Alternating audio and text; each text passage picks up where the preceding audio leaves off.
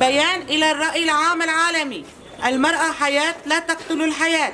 لا تزال العقلية الرجعية تقوم بأبشع الجرائم مثل القتل والسلب والنهب بحق النساء، وإن هذه الجرائم تشكل تهديدا وخطرا على المجتمع عموما.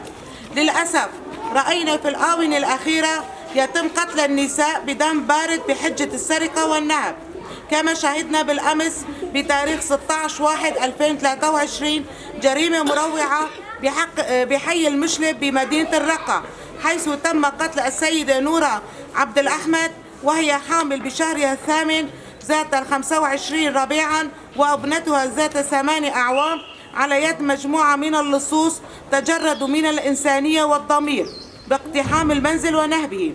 نحن كمنظمة سارة لمناهضة العنف ضد المرأة ندين ونستنكر بأشد العبارات هذه الجريمة المروعة التي راحت ضحيتها الأم وابنتها، وكما ندين جميع أشكال العنف الذي يمارس بحق النساء والأطفال في سوريا عامة ورجابا خاصة، ووضع حد لهذه الجرائم النكراء التي تسبب الذعر في المجتمع ونشر الخوف والهلع.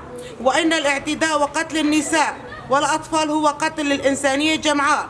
أخيرا، نحن كمنظمة سارة نطالب الهيئات المعنية والحقوقية باتخاذ الإجراءات اللازمة للوصول إلى الحقيقة ومحاسبة الجنات وإنزال أشد العقوبات بحقهم.